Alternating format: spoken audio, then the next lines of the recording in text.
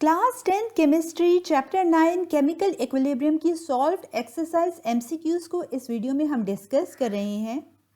Question है encircle the correct answer. Question number 1, which one is true about equilibrium state? A, forward reaction stops, B, reverse reaction stops, C, forward and reverse both reaction stop, D, both forward and reverse reactions continue at the same rate.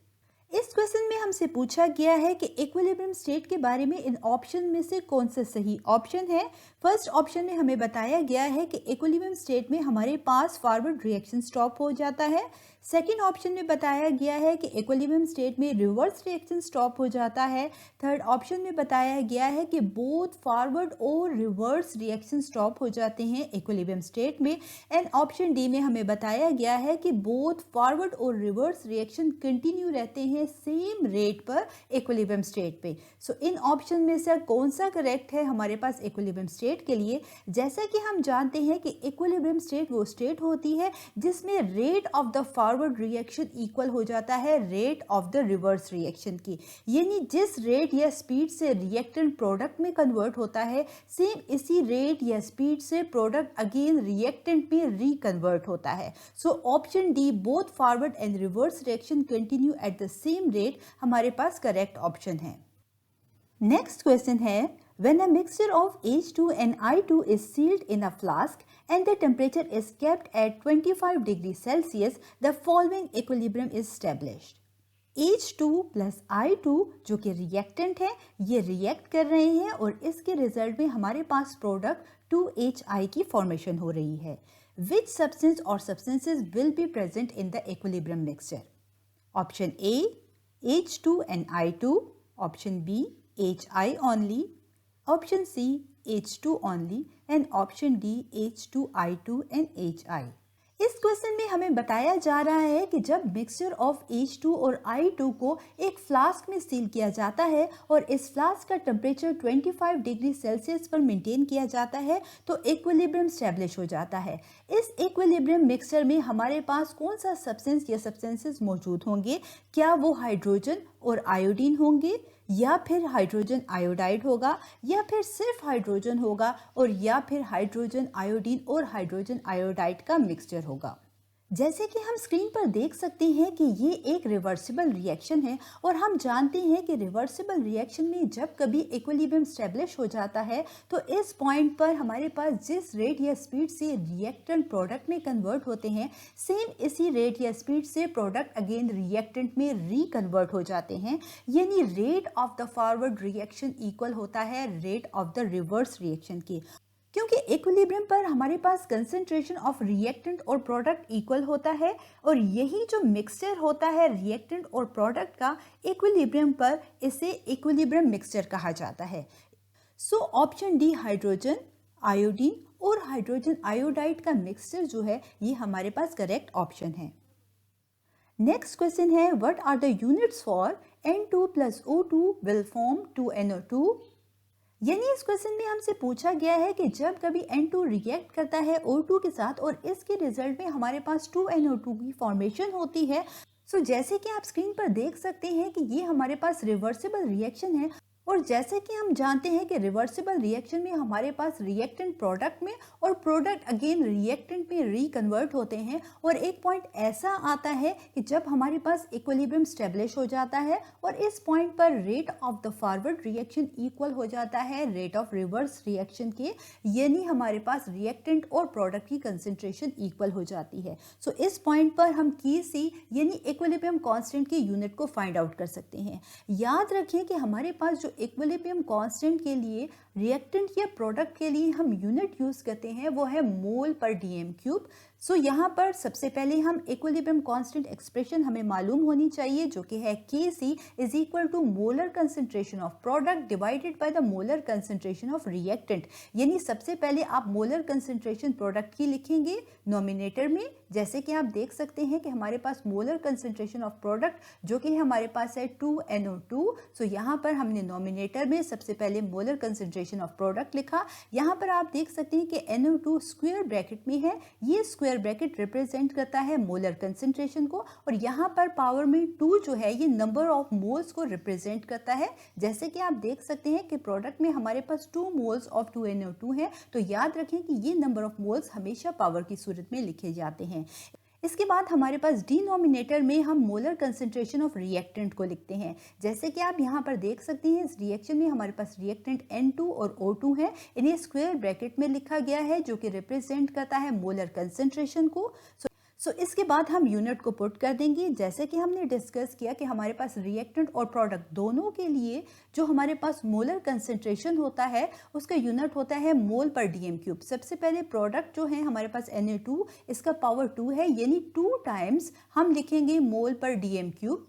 जैसा कि आप देख सकते हैं कि denominator में reactant है हमारे पास N2 और O2, और यहाँ पर आप देख सकते हैं कि पावर में हमारे पास कुछ भी मौजूद नहीं, यानी हमारे पास 1 मोल ऑफ N2 और 1 मोल ऑफ O2 मौजूद है। जैसे कि आप यहाँ पर केमिकल रिएक्शन में भी देख सकते हैं कि 1 मोल ऑफ N2 और 1 मोल ऑफ O2 मौजूद है रिएक्टेंट साइड पे। सो यहाँ पर 1 टाइम हम लिखेंगे मोल पर डीएम क्यूब N2 के लिए, और 1 टाइम हम लिखेंगे मोल पर डीएम क्यूब O2 के लिए।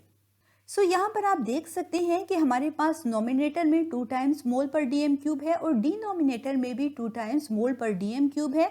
यहाँ पर डीएम क्यूब के साथ कैंसिल हो जाएगा और इसके रिजल्ट में हमारे पास Kc का कोई यूनिट भी नहीं होगा। सो यहाँ पर करेक्ट ऑप्शन है option D, no unit for Kc। Next question है, which of the following reactions will have any units for Kc। सबसे पहले बगैर सॉल्व किए आपको एक सिंपलेस्ट ट्रिक बताती हूँ जिसके जरिए आप Kc के यूनिट को फाइंड आउट कर सकते हैं कि क्या Kc का यूनिट होगा यहाँ पर या नहीं। याद रखें कि अगर आपके पास number of moles of reactant और प्रोडक्ट इक्वल होंगे तो इस केस में आपके पास कभी भी Kc का कोई यूनिट नहीं होगा। जैसे कि फर्स्ट रिएक्शन में आप देख सकते हैं कि 1 मोल ऑफ हाइड्रोजन और 1 मोल ऑफ CO2 है, यानी हमारे पास 2 मोल्स हैं, 1 + 1 इक्वल होता है 2 के। रिएक्टेंट साइड पर 2 मोल्स हैं, प्रोडक्ट साइड पर काउंट करते हैं 1 mole of water and 1 mole of carbon monoxide. So again 2 moles हैं। सो इस केस में हमारे पास 2 मोल्स ऑफ रिएक्टेंट और 2 मोल्स ऑफ प्रोडक्ट है। इसका मतलब ये है कि Kc का कोई भी यूनिट नहीं होगा। चलिए इसे सॉल्व करके प्रूव करते हैं कि क्या वाकई में ये हमारे पास ट्रिक काम कर रही है या नहीं। सो सबसे पहले हमने लिखा Kc molar concentration of product divided by molar concentration of reactant. जैसे कि हम जानते हैं कि इक्विलिब्रियम कांस्टेंट एक्सप्रेशन में सबसे पहले हम मोलर कंसंट्रेशन प्रोडक्ट की लिखते हैं, जैसे कि आप इस केमिकल रिएक्शन में देख सकते हैं, और इसके बाद हम डिनोमिनेटर में मोलर कंसंट्रेशन रिएक्टेंट की लिखते हैं। सो यहाँ पर आप देख सकते हैं कि रिएक्टेंट हमारे पास H2 और CO2 है, स्क्वायर ब्रैकेट में लिखते हैं। ये स्क्वायर ब्रैकेट किसको रिप्रेजेंट करता है, मोलर कंसंट्रेशन को। जैसा कि हम जानते हैं कि रिएक्टेंट और प्रोडक्ट की जो मोलर कंसंट्रेशन है इसका यूनिट होता है मोल पर डीएम क्यूब। सो सबसे पहले वाटर है, इसके लिए हम लिखेंगे मोल पर डीएम क्यूब। इसके बाद कार्बन मोनोऑक्साइड के लिए मोल पर डीएम क्यूब लिखेंगे, ठीक है। इसके बाद हम डिनोमिनेटर में अगेन H2 है, इसके लिए मोल per dm cube and CO2 के लिए भी मोल पर डीएम क्यूब लिखेंगे। जैसे कि आप देख सकते हैं कि हमारे पास नोमिनेटर में 2 टाइम्स मोल पर डीएम क्यूब है और डिनोमिनेटर में भी 2 टाइम्स मोल पर डीएम क्यूब है। ये कैंसिल आउट हो जाएंगे और इस केस में हमारे पास Kc का कोई भी यूनिट नहीं होगा। सो ये प्रूफ हो गया कि जैसे कि हमने सिंपलेस्ट ट्रिक में जाना कि अगर आपके पास same number of moles of reactant और प्रोडक्ट होंगे तो इस केस में Kc का कोई यूनिट भी नहीं होगा। चलिए ऑप्शन बी में फाइंड आउट करते हैं कि क्या Kc का यूनिट होगा या नहीं होगा। जैसे कि आप देख सकते हैं अगेन सिंपलेस्ट ट्रिक को पहले अप्लाई करेंगे और उसके बाद इसे सॉल्व करेंगे। सबसे पहले यहाँ पर रिएक्टेंट साइड पर हमारे पास N2 NO2 है एंड प्रोडक्ट साइड पर 2NO2 है। N2 + O2, 1 mole of N2 and 1 mole of O2, यानी टोटल 2 मोल्स रिएक्टेंट साइड पर है और प्रोडक्ट साइड पर भी आप देख सकते हैं कि 2 मोल्स ऑफ NO2 हैं, यानी number of moles of reactant and product again equal हैं। सो सिंपलेस्ट ट्रिक के मुताबिक यहाँ पर Kc का कोई यूनिट नहीं होना चाहिए। सो चलिए इसे प्रूफ करते हैं कि क्या ऑप्शन बी के लिए Kc का यूनिट है या नहीं। सो सबसे पहले Kc = molar concentration of product divided by molar concentration of reactant. जैसे कि हमने जाना कि सबसे पहले हम नॉमिनेटर में मोलर कंसंट्रेशन प्रोडक्ट की लिखते हैं। मोलर कंसंट्रेशन ऑफ प्रोडक्ट हमारे पास है 2NO2। यहाँ पर याद रखें कि हमारे पास नंबर ऑफ मोल्स होते हैं, हमेशा इसको पावर की सूरत में हम लिखते हैं स्क्वायर ब्रैकेट के बाहर। जैसे कि आप देख सकते हैं कि NO2 और पावर 2 जो है यहाँ पर हमारे पास नंबर ऑफ मोल्स को रिप्रेजेंट कर रहे हैं। इसके बाद हमने डिनोमिनेटर में मोलर कंसंट्रेशन ऑफ रिएक्टेंट लिखनी है और आप देख सकते हैं कि हमारे पास रिएक्टेंट जो है वो N2 और O2 है, जिसे हमने डिनोमिनेटर में लिखा स्क्वायर ब्रैकेट्स में। और इसके बाद हम जानते हैं कि मोलर कंसंट्रेशन ऑफ रिएक्टेंट और प्रोडक्ट के लिए हम मोल पर डीएम क्यूब को यूनिट को यूज़ करते हैं। सो यहाँ पर सबसे पहले NO2 2 टाइम्स है, जैसे कि आप पावर में देख सकते हैं। सो यहाँ पर मोल पर डीएम क्यूब के पावर हमने 2 लगा दी, यानी 2 टाइम्स हमारे पास ये मौजूद है। डिवाइडेड बाय डिनोमिनेटर में हमारे पास 2 टाइम्स अगेन मोल पर डीएम क्यूब लिखेंगे, 1 टाइम N2 और 1 टाइम O2 के लिए। सो यहाँ पर अगेन हमारे पास नॉमिनेटर में भी 2 टाइम्स मोल पर डीएम क्यूब है। इसको आप सेपरेट भी लिख सकते थे, मोल पर डीएम क्यूब फिर मोल पर डीएम क्यूब, लेकिन मैंने यहाँ पर स्क्वायर लगा दिया, मीन्स 2 टाइम है, ठीक है। और divided by mole per dm cube, mole per dm cube, यानी नॉमिनेटर और डिनोमिनेटर दोनों में हमारे पास 2 टाइम्स मोल पर डीएम क्यूब है, जो कि कैंसिल आउट हो जाएंगे और इसके रिजल्ट में हमारे पास Kc का कोई भी यूनिट नहीं होगा ऑप्शन बी के लिए। चलिए फाइंड आउट करते हैं कि ऑप्शन सी के लिए क्या Kc का यूनिट मौजूद है या नहीं। हमारे पास रिएक्शन है 2A + B, reversible reaction 3AC। सबसे पहले सिंपलेस्ट ट्रिक को अप्लाई करके हम फाइंड आउट करेंगे कि क्या Kc का यूनिट है या नहीं इस रिएक्शन में। जैसे कि हम देख सकते हैं कि रिएक्टेंट यहाँ पर 2A + 1B है, यानी टोटल 3 हमारे पास number of moles of reactant है। जबकि प्रोडक्ट साइड में भी आप देख सकते हैं कि 3 प्रोडक्ट के नंबर ऑफ मोल्स है हमारे पास। सो अगेन यहाँ पर Kc का कोई यूनिट भी नहीं होना चाहिए। चलिए इसे प्रूव करते हैं सॉल्व करके। Kc = molar concentration of product. जैसे कि आप देख सकते हैं कि प्रोडक्ट हमारे पास AC है, इसे स्क्वायर ब्रैकेट में हमने लिखा, जो कि रिप्रेजेंट करता है मोलर कंसंट्रेशन को। और हमारे पास पावर में हमने क्यूब लगाया, क्योंकि यहाँ पर 3 मोल्स हैं हमारे पास प्रोडक्ट के। इसके बाद हमने रिएक्टेंट को डिनोमिनेटर में लिखना है। यहाँ पर रिएक्टेंट है हमारे पास 2A, ये 2 जो होगा अगेन पावर में जाएगा, क्योंकि हमने जाना कि नंबर ऑफ मोल्स को हमेशा पावर की सूरत में लिखा जाता है स्क्वायर ब्रैकेट पर। जैसे कि आप देख सकते हैं कि स्क्वायर ब्रैकेट में A है और पावर है हमारे पास स्क्वायर।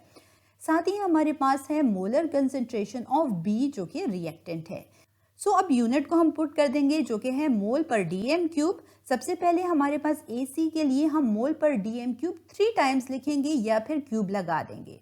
इसके बाद डिनोमिनेटर में हमारे पास A², यानी 2 टाइम्स हमारे पास मोल पर डीएम क्यूब यहाँ पर लिखेंगे, या तो आप 2 टाइम्स लिखें या फिर स्क्वायर लगा दें। इसके बाद B के लिए हम 1 टाइम लिखेंगे मोल per dm cube.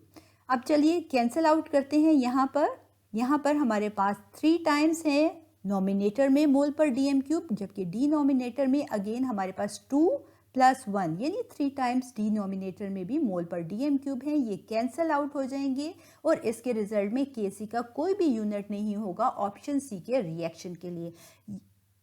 It's mean कि हमारे पास इन तमाम रिएक्शन में Kc का कोई यूनिट भी नहीं है। Option D, all of these, ये करेक्ट ऑप्शन है, क्योंकि यहाँ पर किसी भी रिएक्शन में Kc का कोई यूनिट नहीं।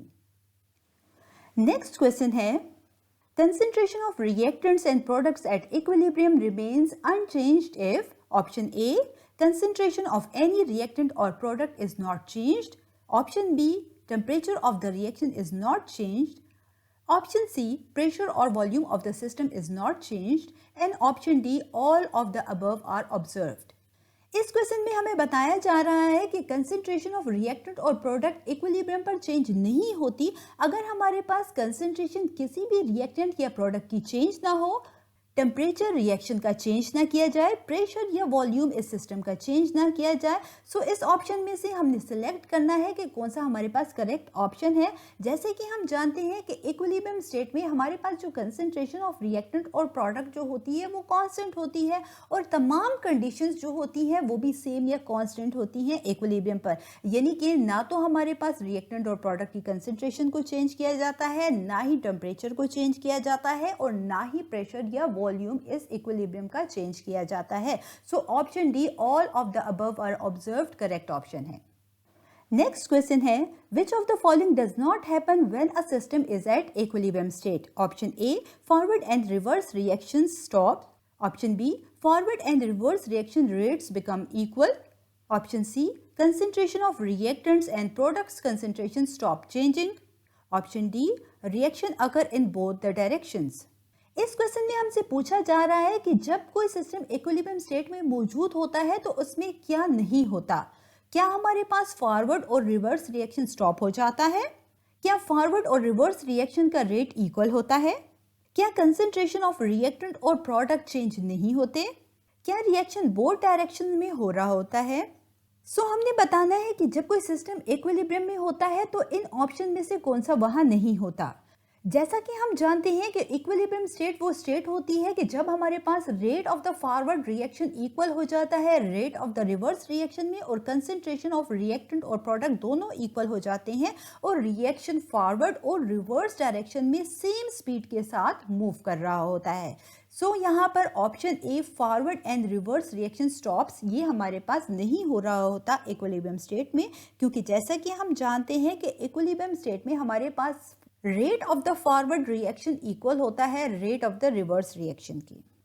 Option A, forward and reverse reaction stop does not happen when a system is at equilibrium state. यानी जब कोई सिस्टम इक्विलिब्रियम स्टेट में होता है तो ऐसा नहीं होता कि उसमें फॉरवर्ड और रिवर्स रिएक्शन स्टॉप हो जाए, बल्कि rate of the forward reaction और rate of the reverse reaction equal होते हैं इक्विलिब्रियम स्टेट में. नेक्स्ट क्वेश्चन है for which one reaction the unit of Kc will be mole per dm cube. यानी screen पर मौजूद इन रिएक्शंस में से हमने फाइंड आउट करना है कि कौन सा ऐसा रिएक्शन है जहां पर Kc का unit mole per dm cube होगा. चलिए फाइंड आउट करते हैं. सबसे पहले फर्स्ट रिएक्शन के लिए Kc के यूनिट को फाइंड आउट करते हैं, जो कि है हमारे पास 2NO2 रिएक्टेंट साइड पे और प्रोडक्ट साइड पर है हमारे पास N2O4. यहाँ पर सबसे पहले जैसे कि हम जानते हैं कि Kc is equal to molar concentration of product divided by molar concentration of reactant होता है. सबसे पहले हम नोमिनेटर में मोलर कंसंट्रेशन प्रोडक्ट की लिखते हैं. मोलर कंसंट्रेशन जिसका unit mole per dm cube है, इसे स्क्वायर ब्रैकेट में हम लिखेंगे जो कि रिप्रेजेंट करता है मोलर कंसंट्रेशन को.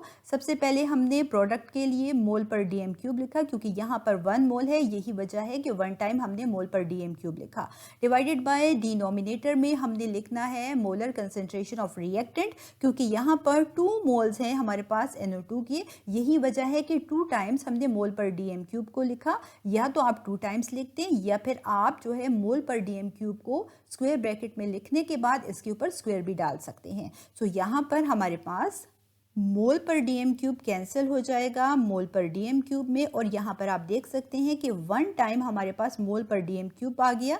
यहाँ पर जैसे ही डिनोमिनेटर से हम नोमिनेटर में लेके जाएंगे तो मोल हमारे पास आ जाएगा मोल -1 और डीएम क्यूब हमारे पास क्योंकि डिनोमिनेटर में है और नोमिनेटर में हम लेके जाएंगे ये आ जाएगा डीएम क्यूब. इस तरह से हमारे पास यूनिट Kc का आ गया है मोल -1 डीएम क्यूब. इस तरह से ऑप्शन ए के लिए Kc का यूनिट है मोल -1 डीएम क्यूब. चलिए ऑप्शन बी के लिए हम Kc के यूनिट को फाइंड आउट करते हैं. सबसे पहले हम मोलर कंसंट्रेशन ऑफ प्रोडक्ट लिखेंगे divided by molar concentration of reactant लिखेंगे. यहाँ पर हम यूनिट लिखते हैं मोल पर डीएम क्यूब. सबसे पहले हमारे पास प्रोडक्ट साइड पर 2 मोल ऑफ NH3 है, यही वजह है कि हम 2 टाइम्स मोल पर डीएम क्यूब लिखेंगे स्क्वायर ब्रैकेट्स में, या तो 2 टाइम्स लिखेंगे या मोल पर डीएम क्यूब के ऊपर हम स्क्वायर लगा देंगे.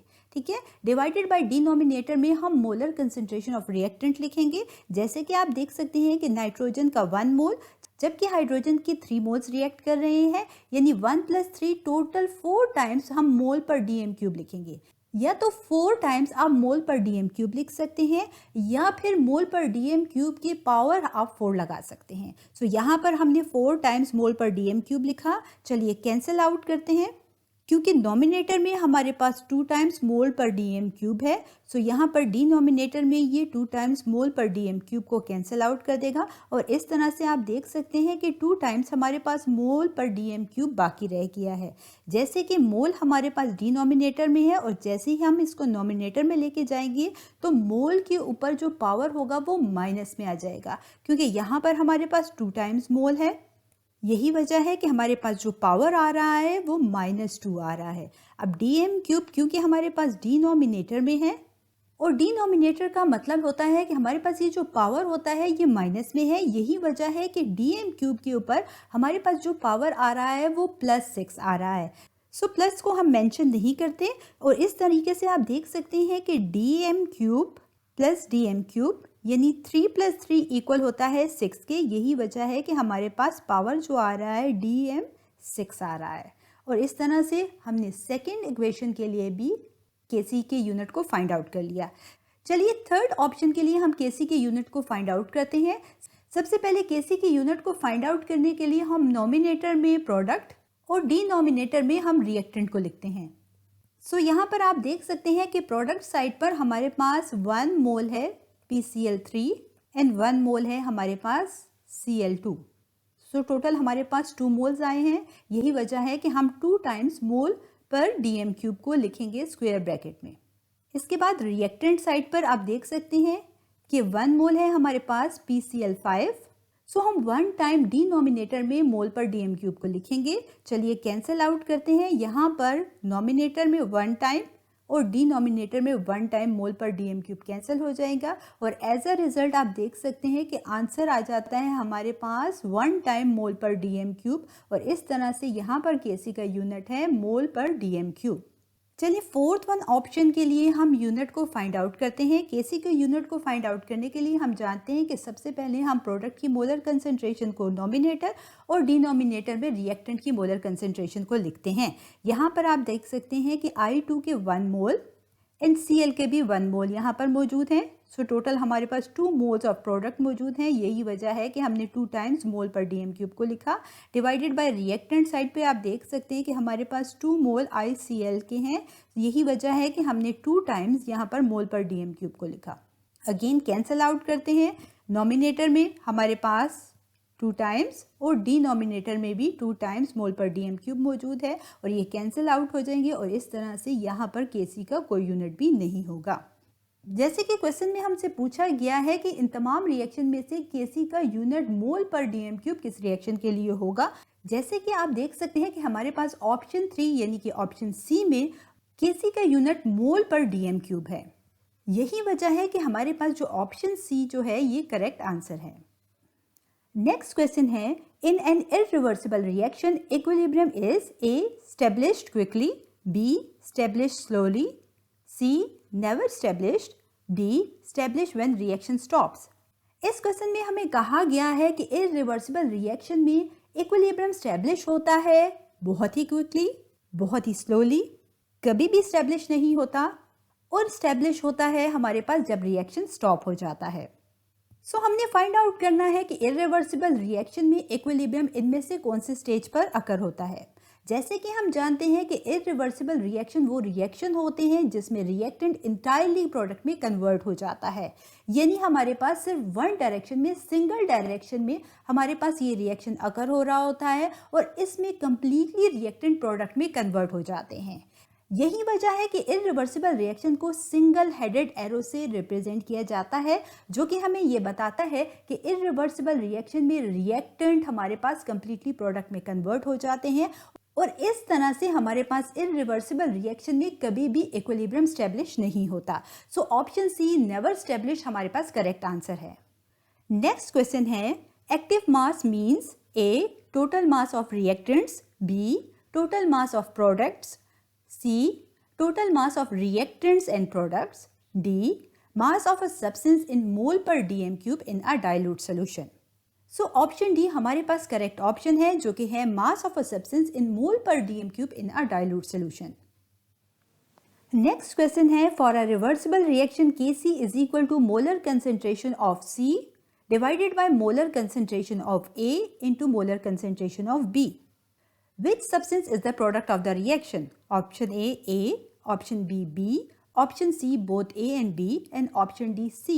इस क्वेश्चन में हमसे पूछा गया है कि रिवर्सिबल रिएक्शन में जहां पर Kc यानी कि इक्विलिब्रियम कांस्टेंट इक्वल होता है मोलर कंसंट्रेशन ऑफ प्रोडक्ट के divided by molar concentration of reactant के, यहां पर प्रोडक्ट हमारे पास C है, यही वजह है कि इसे हमने नॉमिनेटर में, जबकि रिएक्टेंट हमारे पास A एंड B हैं, यही वजह है कि इसे डिनोमिनेटर में लिखा गया है स्क्वायर ब्रैकेट्स में, जो कि रिप्रेजेंट करता है मोलर कंसंट्रेशन को। इस क्वेश्चन में हमसे पूछा जा रहा है कि इस रिवर्सिबल रिएक्शन में कौन सा सब्सटेंस हमारे पास प्रोडक्ट होगा। जैसा कि हम जानते हैं कि हमारे पास नॉमिनेटर में मौजूद जो भी सब्सटेंस होता है ये प्रोडक्ट होता है, यही वजह है कि ऑप्शन डी सी हमारे पास करेक्ट ऑप्शन है। अगर आपको ये वीडियो पसंद आई हो तो इस वीडियो को लाइक, शेयर और सब्सक्राइब जरूर कीजिएगा और साथ ही वीडियो की डिस्क्रिप्शन में मौजूद लिंक पर क्लिक करके आप क्लास 10 केमिस्ट्री के important MCQs, exercise solved MCQs, important question answers और नोट्स फ्री ऑफ कॉस्ट हासिल कर सकते हैं पीडीएफ फॉर्म में। So without wasting any time click करें और डाउनलोड करें। Thanks for watching.